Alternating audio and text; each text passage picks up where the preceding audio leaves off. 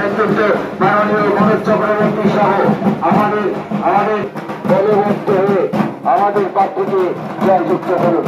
দলবদ্ধ হয়ে আমাদের প্রার্থীকে জয়যুক্ত করুন।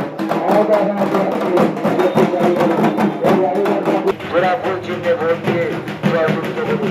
তাই আপনাদের কাছে একান্তভাবে অনুরোধ, আপনারা একত্রিত